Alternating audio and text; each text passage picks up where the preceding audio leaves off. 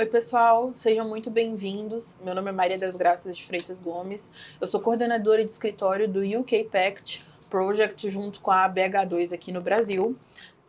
E hoje a gente vai iniciar uma série de podcasts que eles falam sobre a importância do hidrogênio no cenário energético brasileiro. O nome do nosso podcast, inspirado na ideia do hidrogênio, se chama H2Pod, porque o H2, que é o hidrogênio, ele é super importante no cenário de transição energética brasileiro, então o hidrogênio pode e vai ser muito influente no cenário de transição energética brasileiro. Hoje nós estamos aqui como meu co-host, o Giovanni Machado. Giovanni, ele é economista, doutor em planejamento energético e ele é atualmente presidente do Conselho Consultivo da BH2. Ele é membro do IPHE e ele tem mais de 30 anos no setor energético, em diversas instituições. Ele foi diretor da EPE e integrante do Conselho Gestor do Programa Nacional de Hidrogênio, PNH2. E ele também atuou no Conselho Nacional de Política Energética, CNPE, e ele foi um dos representantes do Brasil no International Hydrogen Trade Forum. Giovanni, é um prazer estar aqui com você hoje. Muito obrigado, Maria. Bom, o prazer é todo meu, cumprimento todo mundo que está assistindo, todos e todas. Esse é um ponto importante, né? A gente precisa, na transição energética, ser justo e ser inclusivo, né? Gerar oportunidades para diferentes pessoas. E é com muita felicidade que eu agradeço o convite da BH2 para fazer essa entrevista, né? Ser o entrevistador desse podcast, H2 Pod, muito legal, porque o H2 pode e pode mesmo, né?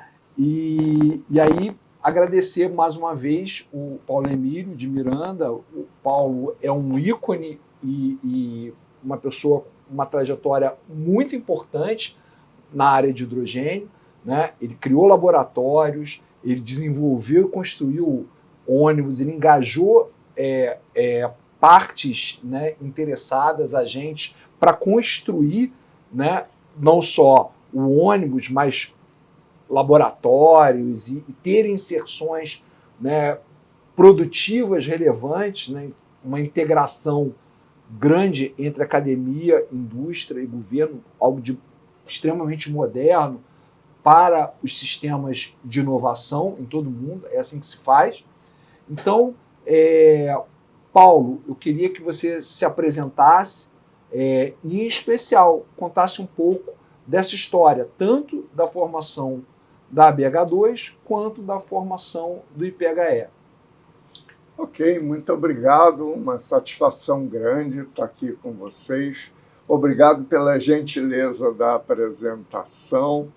E, bom, a BH2, ela é uma associação nacional que cuida desse setor de hidrogênio no Brasil e que é relativamente recente. Ela foi criada em 2017, já com uma interação muito marcante sobre esse aspecto que você comentou, Giovanni, entre academia, empresas, indústrias. Então, eu acho que o sucesso inicial dessa interação foi fundamental para o desenvolvimento da Associação Brasileira do Hidrogênio. E veja que logo um ano depois que ela foi criada, ela foi organizadora com o Laboratório de Hidrogênio da COP, da Conferência Mundial de Energia do Hidrogênio. Veja, ela realizada em 2018, no Rio de Janeiro, logo antes da pandemia, reuniu participantes de 51 países do mundo.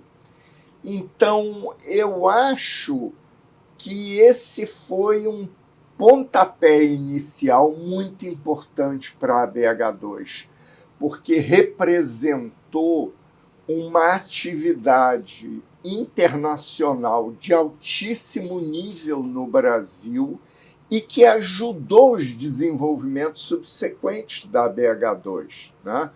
Aí eu acho que a gente pode ir conversando Sim. na medida que Sim. discutimos o Eu assunto. lembro desse evento.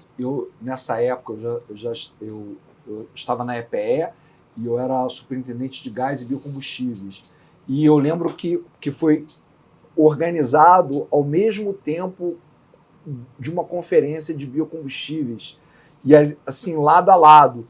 E eu lembro de ter me surpreendido com o tamanho É verdade.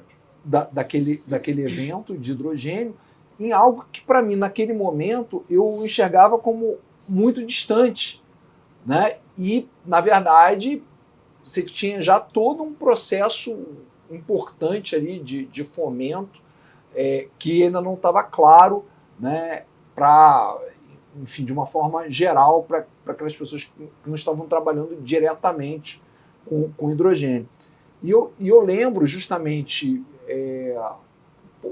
acho que foi no início da pandemia, quando o Ministério de Minas e Energia pediu que a EPE, que já tinha estudado os temas em planos anteriores, né, o Plano Nacional de Energia 2030, que aprofundasse e atualizasse a visão da EPE sobre o hidrogênio. E foi aí que a gente começou a buscar referências, e eu lembro da minha surpresa quando eu lhe convidei para participar das discussões. Aí eu já era diretor de estudos econômicos, energéticos e ambientais da EPE, para que a gente pudesse acelerar o nosso conhecimento, justamente chamando a BH2, você em particular, um ícone da área, com várias patentes, com várias ações relevantes e já com destaque internacional muito significativo. Inclusive, foi naquele momento que eu tomei conhecimento também, né, de todas essas discussões internacionais. E isso foi muito importante para gestar toda a estratégia e suporte ao Ministério de Minas e Energia, ao governo brasileiro de uma forma mais ampla, para como estruturar um programa nacional de hidrogênio, que foi o PNH2, e que você teve uma participação super intensa, ainda tem, né, representante do MEC, do Ministério da Educação, no COGES. E aí, se você puder falar um pouco mais sobre essa experiência, e aí também contar a história da sua participação e da participação da BH2 para o desenvolvimento do IPHE. Tá. Eu vou levantar ainda alguns pontos curiosos da UEC 2018, porque, veja bem, ela foi o maior evento até então realizado por essa série que é organizada pela Associação Internacional de Energia do Hidrogênio, a IARI, e que começou na década de 1970. Quer dizer, o evento brasileiro foi muito marcante em nível internacional. E nós achávamos ali que tínhamos realizado realmente o maior evento que podíamos. E em 2023, a BH2 realizou em Maricá, no Rio de Janeiro, o 3º Congresso Brasileiro do Hidrogênio. E, para nossa surpresa, ele foi maior que a UEC 2018. Nós tivemos 1.750 inscritos no congresso propriamente dito e 4.000 visitantes da feira empresarial durante os 3 dias de congresso. E uma outra coisa marcante é que, pela primeira vez num Congresso Mundial de Energia do Hidrogênio, houve uma sessão sobre hidrogênio natural, que eu inseri porque era um conhecimento novo naquela época, e veja que hoje isso está explodindo no Brasil e no mundo, né? 4 anos depois daquela época, eu próprio descobri hidrogênio natural no Brasil, e hoje a gente tem uma perspectiva muito interessante de ter acesso a hidrogênio de baixo carbono, renovável e provavelmente com um custo de produção muito baixo. Agora, com relação à IPHE, a minha experiência foi muito interessante. Eu estava em Washington em 2003, quando Dilma Rousseff era ministra de Minas e Energia e Luiz Pinguelli Rosa, que era diretor da COP, vislumbraram que o Brasil deveria participar daquela ação e me convidaram como um profissional que já vinha atuando na área. E essa parceria internacional para o hidrogênio e as pilhas a combustível na economia, ela se desenvolveu muito desde então, com seus poucos 5 a 7 participantes no início. Hoje já tem 27 países participando e na próxima reunião já provavelmente passarão de 30, com uma atuação muito forte e, ao longo dos anos, uma atuação conjunta com a BH2 no Brasil, o que eu acho que é um ponto importante, porque além daquela interação empresa, indústria, academia que a BH2 desenvolveu no Brasil, ela também trouxe uma inserção internacional importante. Sem dúvida, essa possibilidade do Brasil participar das discussões de desenho de mercado global de hidrogênio antes dele estar definido, que depois você não muda. É verdade. Trouxe um espaço enorme para o Brasil influenciar o processo para que os seus interesses nacionais fossem representados nas discussões internacionais. Eu pude ver isso de muito perto nas discussões tanto do G20, né, no âmbito da presidência brasileira do G20, quando eu estava na EPE, e também em outras discussões globais de desenho, tanto do Fórum Internacional de Comércio Exterior de Hidrogênio, e como essa representatividade foi respeitada. No início, eu lembro das primeiras reuniões que eu participei como representante do governo, né, havia uma satisfação do Brasil entrar na discussão, mas a gente percebeu uma certa surpresa dos outros países e organizações com o nível de conhecimento que a gente tinha do assunto e com a clareza do que precisava ser mudado para que representasse melhor as condições de potencialmente um dos principais players do mercado global de hidrogênio de baixa emissão de carbono no futuro. Então isso foi muito interessante, vivenciar esse processo, e isso só foi possível por conta dessa história que você está contando. Criou um lastro que permitiu que as relações internacionais, né, não só o Ministério de Minas e Energia, mas o Ministério de Relações Exteriores, pudesse ter um embasamento técnico e uma respeitabilidade, um reconhecimento na discussão nesses organismos muito forte. Houve surpresa, que eu acho que não imaginavam o quão aprofundado a gente estava nos temas. Olha, isso é muito importante para o Brasil pelo seguinte: alguns países se apressaram em estabelecer o seu arcabouço legal e regramentos, né, para o setor do hidrogênio, e o Brasil desenvolveu muito, discutiu muito. Os anos de 2023 e 2024 foram anos de intensa discussão com indústria, com academia e com governo no Brasil e com o setor político, porque nós participamos em muitas reuniões na Câmara dos Deputados e no Senado Federal em Brasília, e eu acho que foi assim o momento correto, porque várias forças conjuntas no Brasil, como Ministério de Minas e Energia, Ministério de Ciência e Tecnologia, Ministério das Relações Exteriores, a EPE, a Associação Brasileira do Hidrogênio, dentre outros, somaram esforços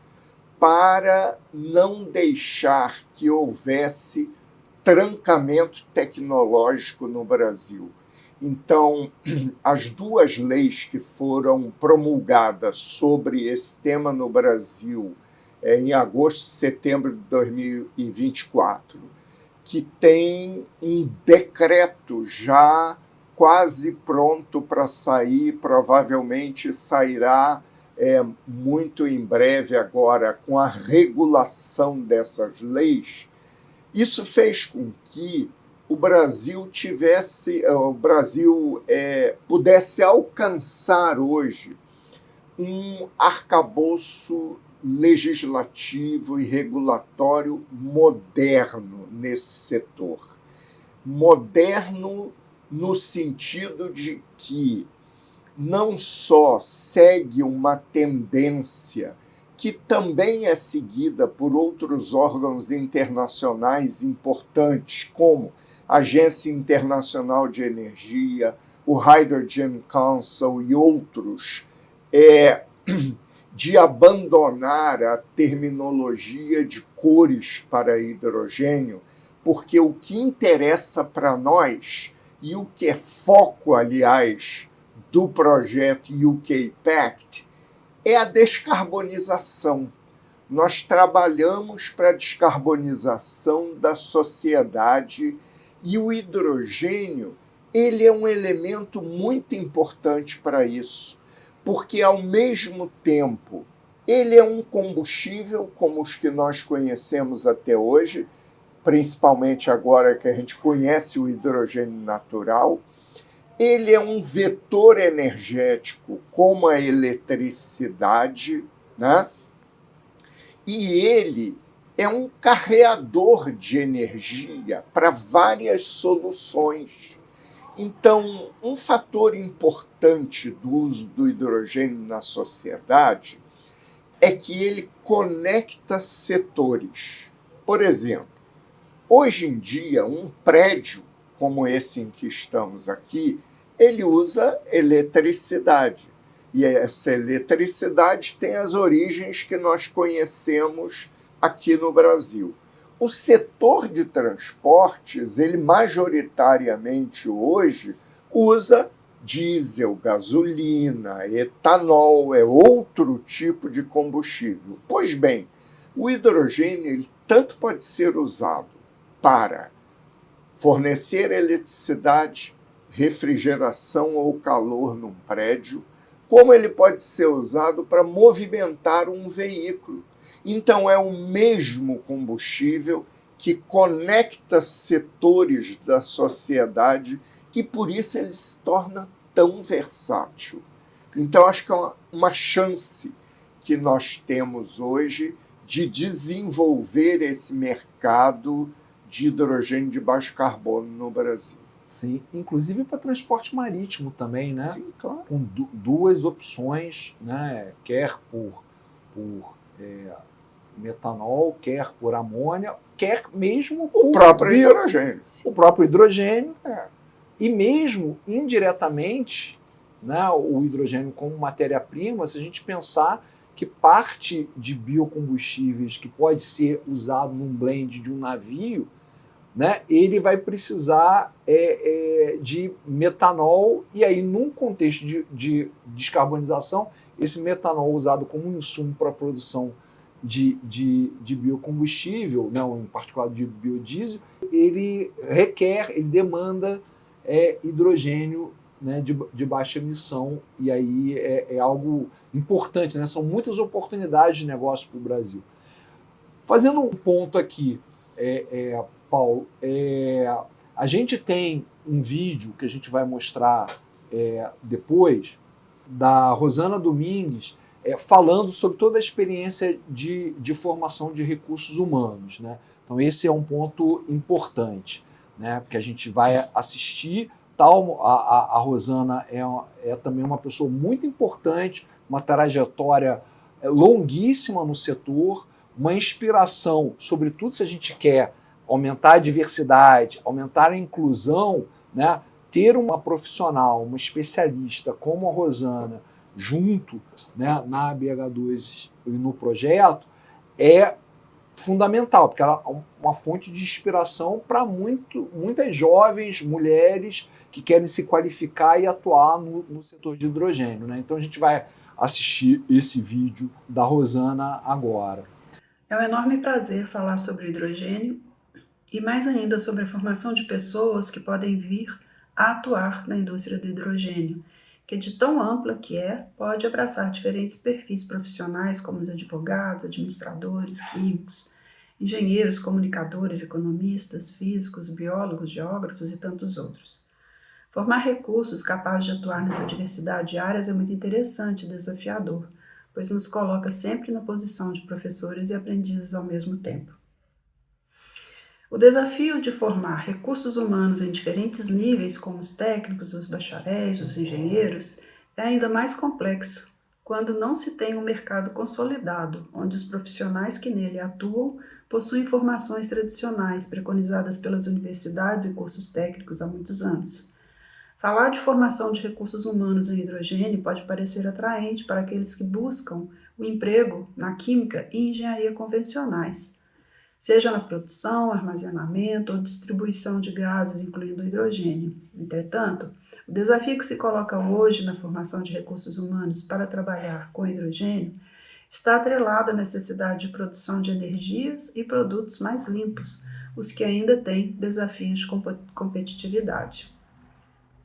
A produção de hidrogênio usando fontes de baixa emissão de carbono abrange aspectos diversos daqueles da extração e processamento de óleos e gases, oriundos de origem fósseis, sem abatimentos.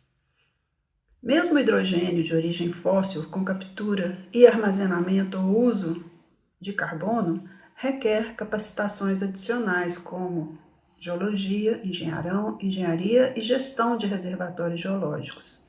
A produção de hidrogênios por rotas tecnológicas dominantes, as fósseis sem abatimento, gera altas emissões de gases de efeito estufa, causadores do aumento da camada de gases responsáveis pelo aumento da temperatura da Terra. São vários os tipos de produção de hidrogênio com baixa emissão de CO2, mas aqui vou citar apenas 3. A eletrólise da água é um processo extremamente dependente de água e energia, pois consiste em quebrar a molécula de água em 2 partes, o hidrogênio e o oxigênio.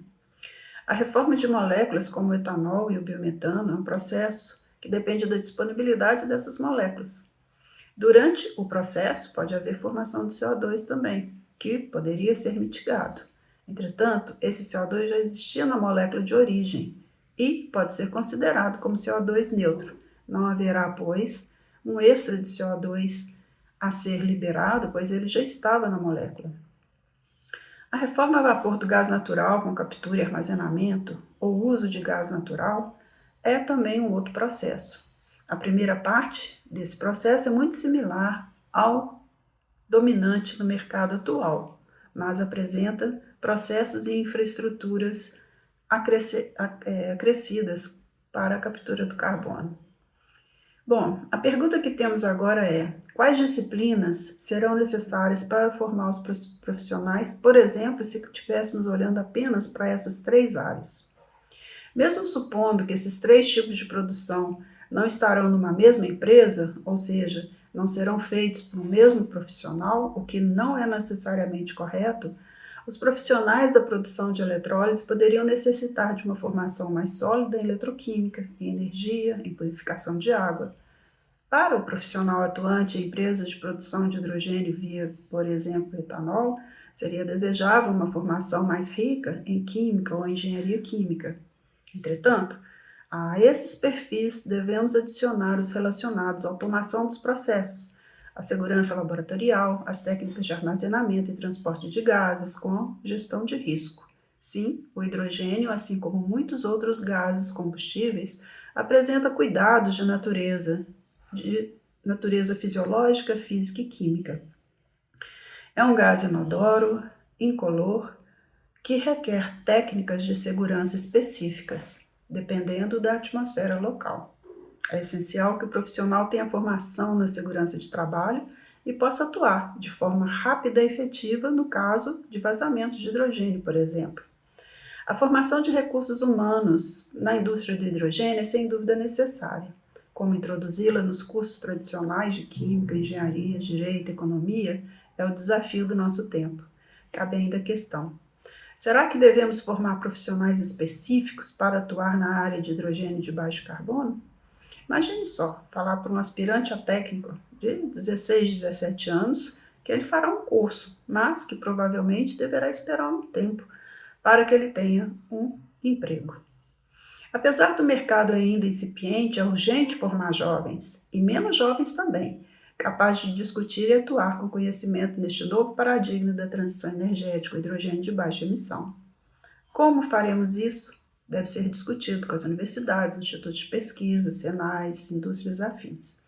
Um outro desafio é buscar inspirar e ter mecanismos para o balanceamento de gênero e inclusão, na forma de recursos humanos para contribuir para o desenvolvimento de um mercado de trabalho com maior diversidade na indústria do hidrogênio de baixa emissão. Afinal, é preciso que a transição energética seja justa e inclusiva, e hidrogênio pode contribuir para isto. Obrigada. Giovanni, eu tinha até uma pergunta. Paulo, vendo você comentar sobre essas questões do hidrogênio e vendo que foram muitos anos de estudo dedicados, você e a BH2 foram pioneiros na área. É muito bonito ver toda essa trajetória de estudos que foi dedicada a esse tempo, toda a evolução da associação até aqui. Eu gostaria que você falasse um pouco sobre como você vislumbra essa evolução dos estudos sobre hidrogênio no Brasil e quais seriam os próximos passos para a gente. Eu sei que é muito bonito ver todo o fruto do trabalho até aqui, mas o que a gente ainda precisa evoluir para poder crescer no Brasil a área do hidrogênio? Muito obrigado. Essa é uma pergunta que nos leva a sonhar um pouquinho mais com esse desenvolvimento todo no Brasil, né? Veja, o Brasil tem uma posição muito boa sobre esse aspecto, porque o Brasil tem já uma formação importante de recursos humanos com capacitação para atuar nessa área. Ao mesmo tempo, o Brasil tem uma diversidade industrial de indústrias, empresas pequenas e médias e grandes que já atuam em áreas correlatas e que podem se direcionar para esse setor. E, além desses dois aspectos importantes, o Brasil tem uma disponibilidade energética muito grande. Então, isso facilita buscar opções regionais para o desenvolvimento. E uma maneira de fomentar esse novo mercado no Brasil é exatamente aproveitando a capacitação de recursos humanos já existentes e trabalhando para formar mais, aproveitar essa diversidade empresarial e industrial que o Brasil tem e a disponibilidade energética para criar polos regionais de desenvolvimento do hidrogênio no Brasil.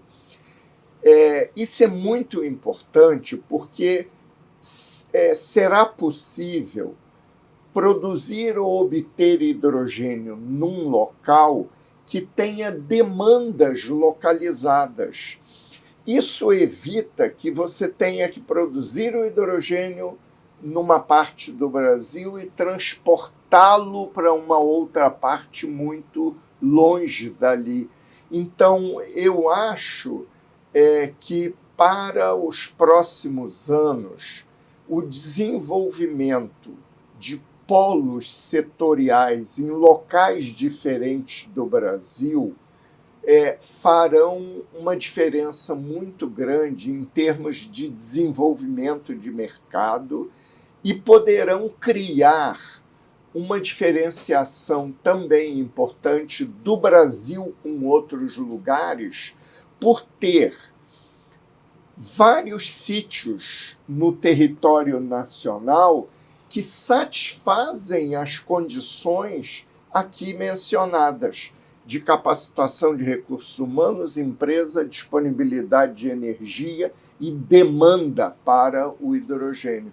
Então, acho que o desenvolvimento desses polos de hidrogênio vai, assim, mostrar um caminho importante para o Brasil durante essa década e para a próxima.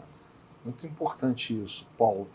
Eu queria voltar a um ponto sobre a BH2. Queria que você falasse um pouco da estrutura da BH2, do seu quadro diretivo, né, e da qualificação dessas pessoas.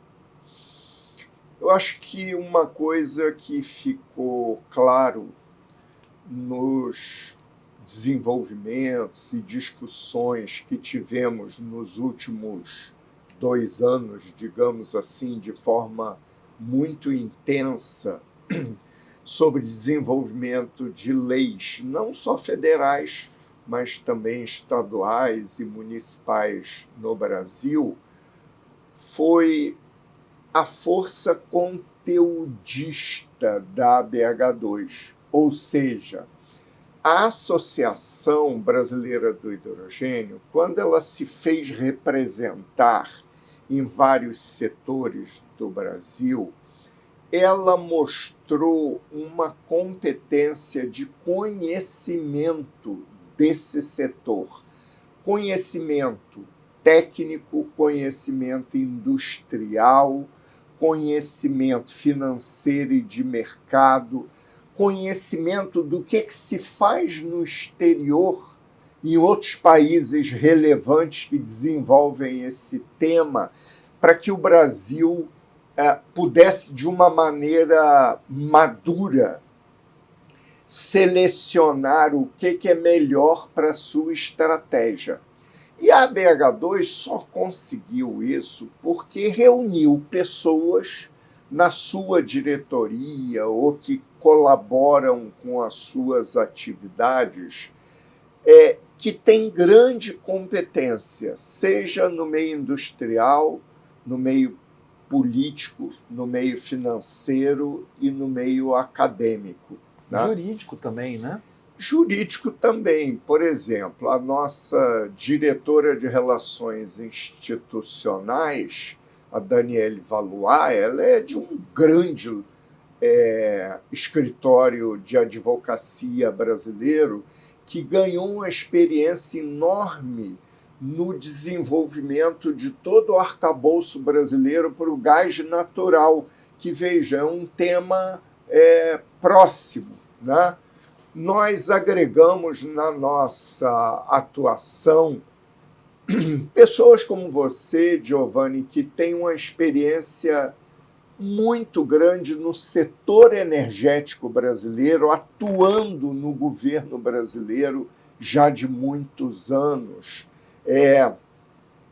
O Edson Oricaça, que é uma pessoa que desenvolveu uma vida profissional na Toyota do Brasil e é o diretor industrial da BH2, o Sérgio Oliveira, que é um pesquisador do Inmetro, conhecido no Brasil e no exterior também, com uma competência importante nessa área, o Elton Alves, que é professor da Universidade Federal do Paraná e que é um pesquisador relevante que está trazendo para o Brasil a questão do uso de biomassas para o setor do hidrogênio, biogás, a reforma a seco do biogás. E, ao mesmo tempo, nós contamos com uma leva de jovens extremamente bem formados. Por exemplo, a Marina Domingues, né, que é diretora de mercado da BH2, que tem hoje uma atuação internacional muito importante. O Gabriel Lacerri, que é superintendente da BH2, e o Rômulo Lima, que trabalha as questões de normas brasileiras junto com Sérgio Oliveira na ABNT. Essas são pessoas que, embora jovens, têm uma formação muito boa e uma experiência acumulada já muito grande nessa área, que vai se somando a de outros que nos ajudam. Por exemplo, o diretor de comunicações da BH2 é o Carlos Peixoto, uma pessoa com uma vida profissional internacional na área de energia fantástica e que traz essa experiência e que contribui para a BH2 e para o Brasil. Então, eu acho que é sim um ponto relevante o fato da BH2 não ir para os diferentes fóruns para discutir uma política vazia. Ela leva conteúdo, ela leva conhecimento, ela conhece a estratégia brasileira e, por isso mesmo, ela foi capaz de ajudar governo e outros órgãos brasileiros a resistir à investida que queria trancar tecnologia na área de energia do hidrogênio no Brasil. E hoje, como já comentamos, o Brasil tem um arcabouço legal, regulatório, moderno, plural e estratégico para o país. Muito legal isso que você está colocando, Paulo, e é um gancho também para um outro ponto, né? Como foi importante, por um lado, o Brasil ter a clareza sobre os seus interesses e a sua estratégia, e, por outro lado, buscar aliados que tivessem também uma visão semelhante, né? E que permitisse que o Brasil não só se fizesse representar, mas tivessem parceiros que tivessem visão semelhante. E aí eu queria que você destacasse em particular, né, a cooperação, né, do Brasil com o Reino Unido e o projeto que a BH2 ganhou no processo do UK Pact, que é um programa do governo britânico, com derivações para apoio e cooperação com países com grande potencial de aceleração de transição energética, né, de ter um papel relevante para acelerar a descarbonização da economia global. E então que você falasse desse projeto da BH2 com o UK Pact. Veja bem, a BH2 vem tendo nos últimos anos uma inserção internacional muito importante. A BH2 já realizou eventos conjuntos com a Itália, a BH2 já realizou um estudo de mapeamento de capacitação de recursos humanos no Brasil para a Holanda. A BH2 já assinou memorandos de entendimentos quando da visita presidencial francesa ao Brasil no ano passado, com a France Hydrogène, que é análoga da BH2 na França, e também com a MEDEF, que é o Mouvement des Entreprises de France, que é análogo à Confederação Nacional da Indústria no Brasil. A ABH2 lançou, junto com o MEDEF, uma aliança internacional para o hidrogênio natural. Ela também tem relações privilegiadas com o Canadá, com Estados Unidos, com Colômbia e outros países no mundo, mas desde o início da interação do Brasil e da ABH2 com o Reino Unido, nós identificamos uma sinergia muito grande.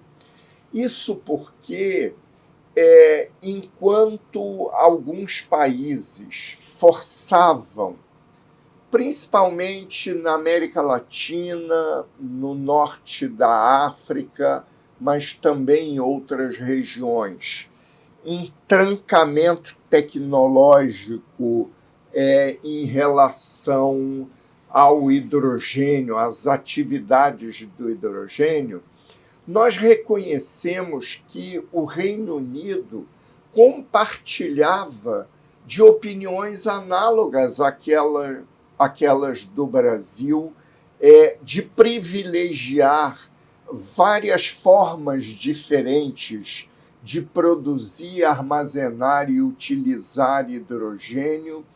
E até porque pode somar, né? Soma. Aumentar o volume, aumentar a competitividade e reduzir o preço. Exato, e isso levou até o Brasil a incluir na sua legislação algo muito moderno, que não existe nessa área na Europa, que é a possibilidade de fazer mescla de hidrogênio produzido por diferentes rotas para resultar com um hidrogênio de baixa emissão de carbono. E a BH2 realizou uma missão no Reino Unido o ano passado, e esses desenvolvimentos foram mostrando que tanto a BH2 quanto setores do governo brasileiro, como setores do governo do Reino Unido, tinham uma filosofia de desenvolvimento desse setor que trazia muitas analogias. Então, acho que esse foi o primeiro ponto importante. Bom, isso amplia a oportunidade de negócios, né? Porque tem mais empresas que, se houvesse trancamento, não poderiam entrar no mercado, e com uma visão mais abrangente, né, neutra, focando naquilo que interessa, que é a redução da intensidade do carbono, você abre possibilidade de negócio para uma série de empresas. Não, isso mesmo, Giovanni. Nós observamos hoje países que se apressaram numa direção desse tipo, de um certo trancamento tecnológico, tendo que rever suas estratégias agora num direcionamento análogo a esse do Brasil, do Reino Unido. Mas, na realidade, a BH2 ficou sabendo do UK Pact, UK Partnering for Accelerated Climate Transitions, e submeteu um projeto, tal qual outras 16 instituições no Brasil, sabendo que uma só ganharia aquele projeto. E foi com muita satisfação que nós recebemos a notícia que a BH2 iria receber um investimento muito importante do Reino Unido. E veja que condição interessante. Para executar um trabalho que é destinado e é de interesse ao Ministério de Minas e Energia. Portanto, é um trabalho que visa, sim, a descarbonização com características de melhorias climáticas, mas é um trabalho que está integrado às estratégias brasileiras para esse setor. Então, foi com muita satisfação que nós recebemos essa notícia e começamos esse ano, né? Esse é o primeiro trimestre em que nós começamos a desenvolver esse projeto no Brasil, no qual nós vamos trabalhar muito essa questão que nós já mencionamos aqui, de capacitação de recursos humanos no Brasil, mas também outra questão que já mencionamos, que são dos polos de hidrogênio. Então, entender o mercado brasileiro, tabular o mercado brasileiro e induzir o desenvolvimento de recursos humanos e de polos que trabalhem a produção, o armazenamento e o uso do hidrogênio de baixo carbono no Brasil são os objetivos desse projeto que a BH2 desenvolve agora com financiamento britânico. Um ponto, isso também envolve, né, redução de assimetria de informação, consolidando base de dados para poder fazer o casamento de oferta e demanda, identificando os potenciais hubs, não é isso? E também aprofundando a discussão sobre certificação, né? Porque é necessário ter padrões, né? Esses pontos também são contemplados no projeto, não é isso? Pode falar um pouquinho? Veja bem, esse trabalho que nós estamos fazendo aqui já é um trabalho que contribui para a diminuição da assimetria de informação. Outros exigirão que sejam desenvolvidos pela BH2 e serão. A questão de certificação, ela é muito cara para a BH2, é muito importante. Por quê? A BH2 ajudou a desenvolver metodologias para qualificação de emissões na produção, armazenamento e uso do hidrogênio na IPHE. E veja, essas metodologias desenvolvidas originalmente na IPHE, com uma participação muito importante da BH2, elas foram a base de uma norma técnica que já foi promulgada pela ISO, International Standardization Organization, onde a BH2, que é mantenedora da ABNT, Associação Brasileira de Normas Técnicas, tem o Project Leader na ISO, nessa área, que hoje é um cargo ocupado pelo Gabriel Lacerri, que é superintendente da BH2. Isso quer dizer que hoje a BH2 é das líderes do desenvolvimento dessa regulação internacional na ISO, que é o órgão mais elevado no mundo nesse setor. Essa representação dos interesses nacionais na discussão do desenho global é absolutamente fundamental, como a gente já falou anteriormente. Outro ponto que eu gostaria que você desenvolvesse, né, tem mais alguns aspectos que sejam relevantes para a gente colocar agora para a nossa audiência, para o nosso público, que seja importante mencionar agora? Eu sei que tem, né, o H2Pod é uma série, né? Então esse é o primeiro. Tem alguns temas que você já queira destacar, de aspectos que serão abordados posteriormente, e alguma mensagem adicional que você queira passar? Eu acho que uma mensagem importante para começar com a última parte do que você falou é nós termos uma conscientização no Brasil que esse trabalho todo nos interessa muito por questões climáticas. nós queremos a descarbonização. E quando nós queremos a descarbonização, é importante que saibamos quanto que emitimos de CO2, podemos até dizer CO2 equivalente, CO2 e outros elementos que contribuem, né, de forma deletéria para a questão do clima, mas saber isso de forma quantitativa.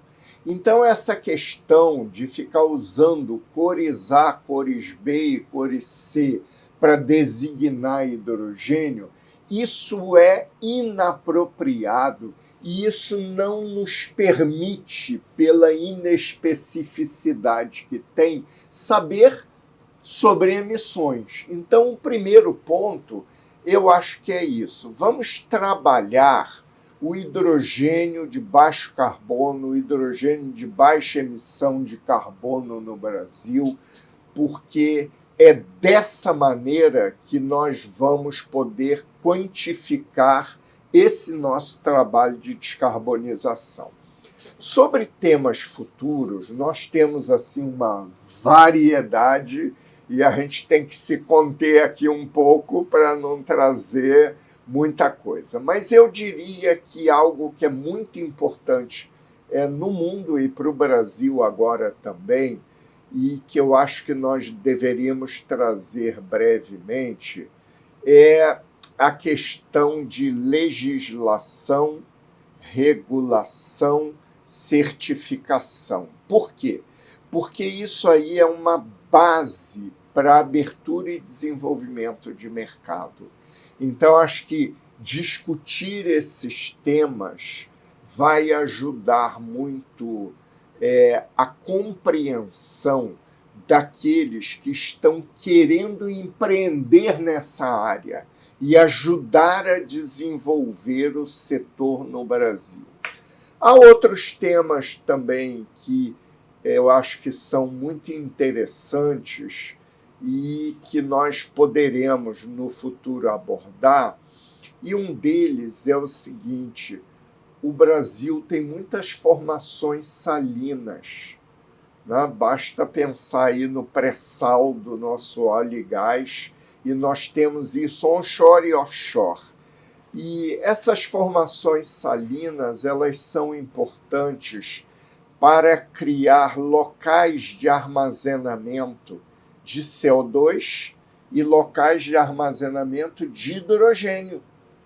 E isso cria, no caso do hidrogênio, uma potencialidade para armazenamento de grandes quantidades de hidrogênio localmente, que poderá servir um polo que se forme em torno dele, tá? Outra questão importante para o Brasil é um grande país agroindustrial e que tem muita biomassa de manejo e de rejeito. E essa biomassa, ela pode, de diferentes maneiras, ser utilizada para produzir hidrogênio, com vários métodos termoquímicos e termofísicos, com a reforma a seco do biogás. Então, acho que esse é um tema que pode se desenvolver muito no Brasil. E um outro tema que nós já comentamos aqui, ele tem o seu alvorecer agora no Brasil e no mundo, é o hidrogênio natural. Então, acho que nós devemos explorar essas possibilidades no Brasil como temas futuros, mas seria muito bom também que toda a plateia que escuta, que vê e que possa participar dessa nossa discussão venha a sugerir à ABH2 temas futuros para que possamos satisfazer o desejo também dessa comunidade no Brasil. Que bom, Paulo. É chegada a hora, assim, eu achei esse debate, né, essa conversa nossa aqui riquíssimo. Então, Antes de passar aqui para a Maria para ela encerrar, eu quero dizer assim, que eu fiquei muito impressionado com todas as discussões. Eu fiquei tão entusiasmado com tudo que vocês estão fazendo na BH2, em particular no projeto ABH2 UK Pact, que eu resolvi me juntar ao projeto. E eu agradeço o convite que a BH2 me fez e estamos juntos. Isso é um grande ganho para a BH2, uma pessoa com a sua experiência, um profissional com a sua competência, vai contribuir muito para a BH2 e para o projeto UK Pact. Eu te sou muito grato por você ter considerado e aceitado esse convite, Giovanni. Muito obrigado, Paulo. Estamos juntos. Maria, por favor. Queria agradecer a presença dos dois. E o Paulo, você comentou que as pessoas podem fazer sugestões. Quais são os canais da BH2 para poder entrar em contato, fazerem sugestões? Vocês têm um site, rede social? Eu acho que o mais simples é entrar em abh2.org.br, que lá tem todas as informações da BH2 e os meios de comunicação. E ficaremos muito satisfeitos. A BH2 hoje tem vários, já passa de 200, de associados individuais e cerca de 100 empresas associadas, e que têm interesse nesse tema no Brasil. Então, a BH2 ficará muito satisfeita de receber os contatos e as sugestões que poderão surgir. Eu curti. Vocês curtiram? Muito. Vocês curtiram? Então, fica na cabeça. O H2 pode, e no Brasil o H2 pode muito mais. O H2 pode muito mais. E acompanhe a gente nos próximos episódios. Obrigada pela presença.